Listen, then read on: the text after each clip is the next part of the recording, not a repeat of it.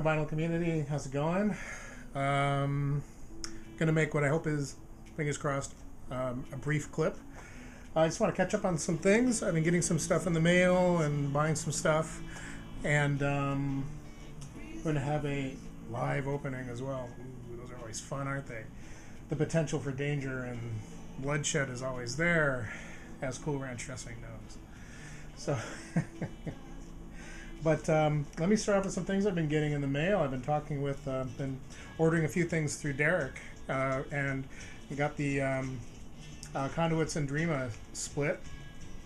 I have not had a chance to put this on and give this the full attention that it needs, but I've got it. Thank you, Derek, very much. Also, thank you very much. I also ordered the Derek Higgins and Dino Felipe 45. Very cool. Love the I love the color vinyl on the split, but this is also very, very cool color vinyl and appropriate with the music, with the tracks that are on here. And thank you very much for writing a little note, Derek. It is best experience with an open mind, but many things in life are. And one of the things that I have come to appreciate about the vinyl community is it's sort of an extension of going to the record store, where you walk into the record store and they're playing whatever it is they want to play. Luckily, at independent music stores, they don't play what they're told to play or what record stations send them to play anymore. They play whatever, hey, it's your turn. Whoever's working there, what do you want to put on? So I get exposed to all kinds of music, and this, the vinyl community and what everybody posts and talks about and has going on in the background, or even music that they produce themselves, just causes me to remember to have an open mind about things. And I have listened to this and I really liked it. It's not unlike found sound, experimental, and not unlike going to an action movie, where if you don't feel like going through it, before you know it, you're caught up in it, and then you're waiting for the next thing to happen, what's going to happen, and you start paying attention and focusing in on.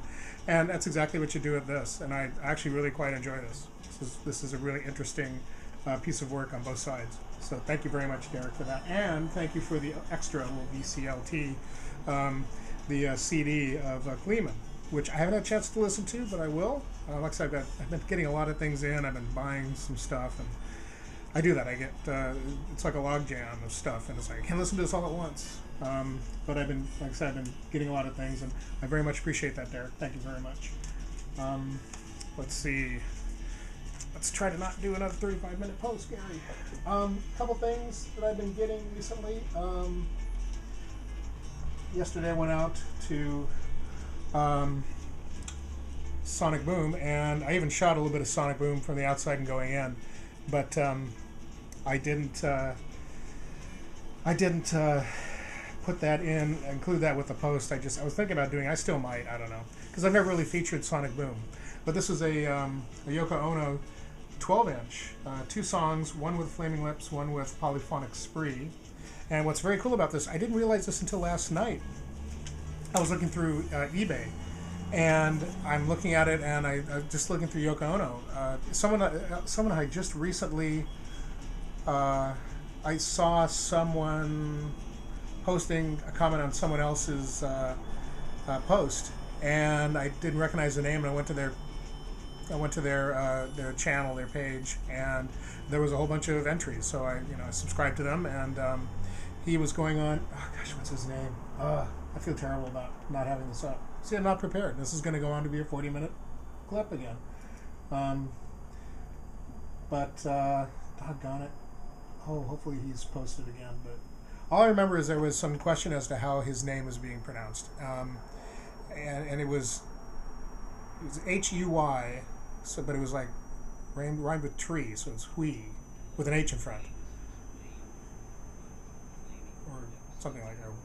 I don't know, but interesting name, a tongue twister to pronounce, even though it's one syllable. But he was going on about a Yoko Ono disc that he got. He got Fly, and he was just in love with it. But so from there, I went, oh, gee, that's one of them. Her albums that I don't have. So I started searching on eBay for copies of Fly. This is what I do when I watch. When I watch everybody's posts, I go, oh, eBay, what's that? Find that, or just go, or All Music, or wherever I can go to find it, Amazon, just to look for it, find out if it's available and all that. So I started looking up copies. Then I started noticing, suddenly this caught my eye. I saw the cover of this, and it was up available, and it had pulled out of it this. And I hadn't even opened mine up yet. And I suddenly went, wow, a picture sleeve. That's kind of cool. Gee, I wonder if mine's a picture sleeve. I opened it up, and not a picture sleeve, but a picture disc. And yeah, mine's a picture disc. It's very cool. So I was very happy to get that. It was a nice surprise. And yes, I do need to get Fly, and I do need to get Approximate Infinite Universe. I'll have to do a Yoko Ono post, just of all of my Yoko Ono vinyl. And you know, Yoko Ono, I really like her music. I like her artistry. I like her aesthetic. You know, good for her. She's a lot of things are best taken in short spurts, or in her case, you know, it depends on what album it is. So I'm just turning into a Yoko Ono. I'll say this a Yoko Ono post, but bottom line is I really enjoy it, and it got really quiet, but there is music playing, and we'll get to that music momentarily. We're back to the ums. A case of the ums. I did get some other things. That was only 12-inch. I actually had, you know, as I do, I grab a bunch of stuff, and then I end up putting about half of it back. So while I was at Sonic Boom, the other gets that I got, and I haven't had a chance to really listen to these well, they got a shipment of Ghost Box record 45s and CDs in. They didn't get any 12-inches in. I was hoping they'd get Bellbury Polly, that new album, in, but they didn't. But I did get the Study Series 7, Autumnal Activities, Ghost Box.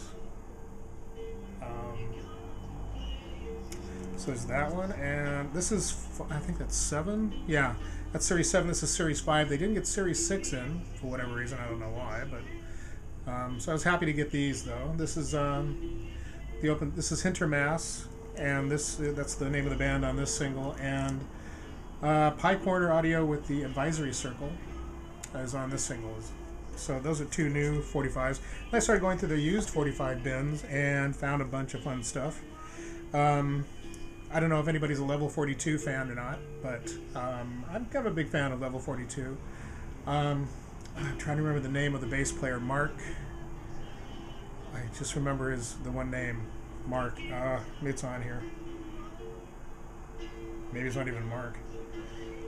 It's been so long since I've really gotten back into Level 42 that I don't remember the names of the band members, but he's the quite often the singer of the songs. Lessons in Love was a big hit for them. I think this came out in '87. That's when this CD came out. I bought the CD over in London when it came out. It just came out that week.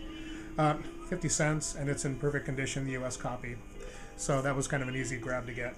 Got a couple of Beatles singles, kind of nice. Very good price for the Target label of Paperback Writer and Rain, and in very good, very good condition. There's some marks on it, but still Target label in very good condition for $5. That's a good deal, and you don't see these very often. When you do, they're usually going for a good sum of money. The other Beatles label that usually goes for a good sum of money is anything on the Starline label, and it's nice to have the this one I got for $3, and it's Nowhere Man backed with What Goes On. So this one is aside from having a little bit of dust on it, it's like it's never been played. And these are, again, they're $10 singles easy, especially when they've got the Starline sleeves. So very happy to have that. I've got a few of the Starline 45s. I don't know if I had that or not. Even if it's a duplicate, I don't care at that price. $3, happy to have it. Stranglers, nice import copy of the Stranglers, Thrown Away in Top Secret. I think this is from the Men in Black album. I'm not sure. I'm not that familiar with this album. They had that. Pardon me. They had that album there, and as a used, I think it was an import used. I should have grabbed it, but again, it was one of the things I had in the back of my mind. This is a great shape. Nothing wrong with it, just except for a little bit of dust. Top Secret and Thrown Away. So yeah, from Men in Black. So that was a nice pickup at a good price. $2. Very nice pickup at a good price. So I talked about the Asylum Choir, which is Leon Russell and Mark Benno. And this is, I think this is probably this is a 45, $1.50 in, unplayed condition. plain white sleeve. But this is basically, I think this is from the second album. They did a second album, which I haven't bought. It's a little too country for me. But it's still very enjoyable. And yeah, on Shelter Records. So that was kind of a nice find. I want to find the Welcome to Hollywood single. There's a couple of them on eBay, and I just need to decide to buy one or wait around and find one. I was surprised to find this one, but I think this is from the second album. And so that's nice to have that. Another nice find was, I found a number of singles that I ended up putting back, but another nice find was a Supergrass single, Kiss of Life with We Dream of This. So, and it's on transparent vinyl, very cool, transparent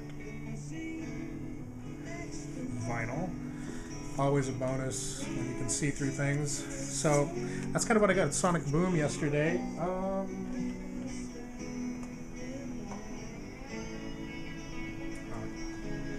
A couple other things, real quick. Famous last words from me. Real quick. This won't take long. One was a sealed. Now, I always worry about seals, especially when they don't have a promotional sticker on it of some kind, because it's very easy for someone with a shrink wrap machine to go and reseal something. But it's a nice Music for Pleasure label, John Lennon rock and roll album. Still sealed. It's got a hole cut right here. Well, just a hole working on it right there, and that, maybe one other. No, just that one. But yeah, this was priced right. I think I got this for $4. And I've got rock and roll in a couple of labels, but it's nice to have another one. This next album, I haven't had a chance to listen to it all the way through, but I have sampled it. And it's, I want to make sure I pronounce it right. It's Tunng, Tunng. It's been featured on a few people's posts, and so that gave me the interest to look into it. And Easy Street had this album at a very reasonable price, $12.99. So I grabbed it, and I'm going to be diving into it. Sounds like something. They had a BBC vinyl up there, just a one-disc BBC vinyl. Actually, I think they wanted $30 for it. So this seems to be a UK. This seems to be an import pressing. I don't know. Something else I got yesterday as well. I picked up Beach House, the new album Bloom, and it's got a download card. It's very deluxe, very nice. It's not gatefold, but it has 2 albums, and they both have their own individual artwork. The artwork on that one's not too exciting, but let's pull this one out. Another Cool Ranch Dressing and DV Dude. There's something else besides DV Dude Conrad. I'm sorry, but I can't remember. My mind, I'm old. I had mentioned about the bedazzled 40 CD cover that you got. Well, this is the artwork that's on the inside of the vinyl. And both vinyls are also, it's great. It's like an album within an album here. Speaking of the bedazzled treatment that the CD gets, white dots, but if you run your hands over them, they're embossed. So they're actually bumps on the cover. It would have been cool if these had been actual thick little beads of some kind. Oh well. So you get sort of albums within an album, and it's on lovely white vinyl. From what I understand, on the release day, which was last Tuesday, they were having some special giveaways at certain record stores around the U.S., and I guess 250 of these were made with glow-in-the-dark vinyl, which is pretty interesting. That would have been kind of cool to have that. When they're not glowing in the dark, they're kind of an iridescent green color. So there's that, which is pretty neat. Anyway, let me see what else I've got going on here. I was going to do something else, but I think I'll make that a separate post so as to not go on too long. I don't want to do that anymore. Let me show a couple of other things real quick. I grabbed just some CD things. Rufus Wairight. I don't know if anybody's a Rufus Wairight fan, but I've liked his music. I've missed out the last couple of albums. I kind of got burned out on him, and I had an album. I wasn't paying attention. But then this new album, I listened to some of the tracks, and it's really good. It's called Out of the Game, and this was it must have been a promo or a return or something, because I got it for a really good price. There's 2 versions of it. One that has a DVD that's a few dollars more, that's kind of a behind-the-scenes interview DVD.